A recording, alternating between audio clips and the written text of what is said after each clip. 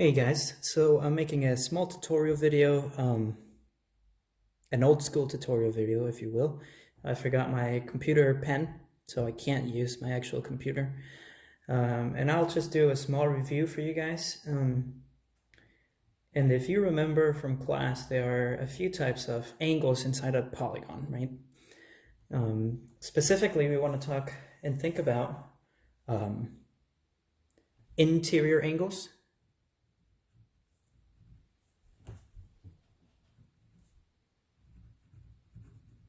Interior angles, and then there are exterior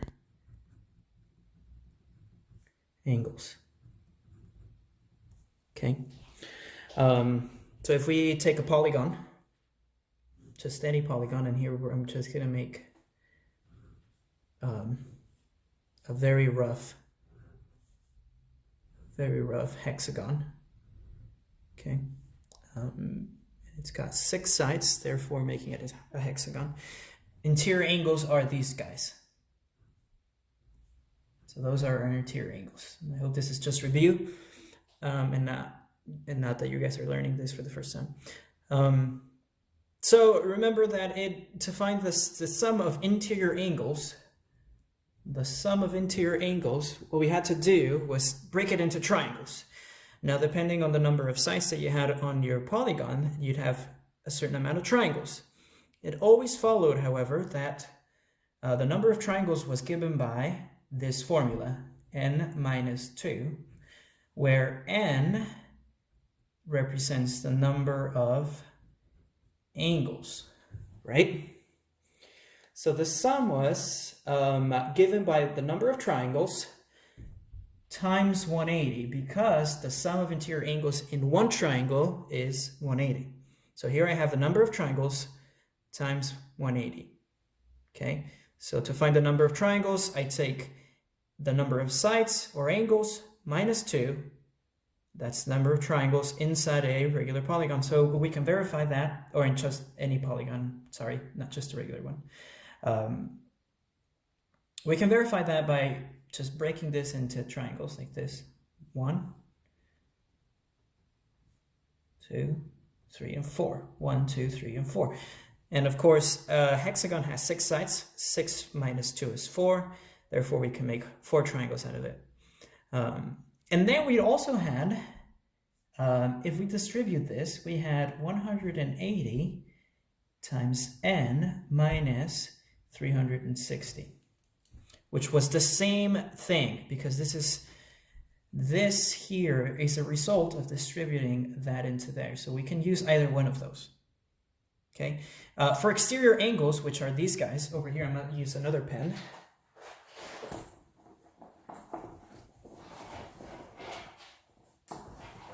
Bear with me for a sec.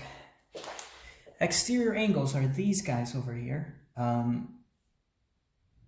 Boom, boom, boom, boom.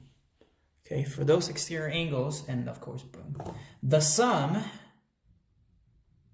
was always 360. Great. Now what? Well, we can take the sum in a regular, for a regular polygon, and I'll just abbreviate it to reg poly, like I did in class. We could take the sum and divide it by the number of angles, and that gave me 1 interior angle. So take the sum, take either one of these expressions here, and then divide it by the number of angles, and that gives you the measure of 1 interior angle. So that's just talking about this guy alone. Okay, whereas this expression is the sum of all the interior angles. It's all of them added together. So it makes sense that to find just 1 in a regular polygon, I'll take all of them and divide it by the amount of angles that I have. Okay, now this only works for regular polygons.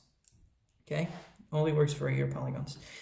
And of course, for exterior angles, also just for regular polygons, regular polys. Again, I'll take the sum, which for any polygon, regular or non-regular, it's 360. and then divided by the amount of angles I have, which is again n. Okay. So problem number 1 says find the sum of the interior angles of a 7-gon. Well, that's all I have to do here for a 7-gon. 7-gon. Well, how many angles does it have? Well, it has 7 sides. That means it has 7 angles. And I'm looking for the sum. Therefore, I can use one of these two expressions. Whichever one you find easiest to do. I guess I'll do that one.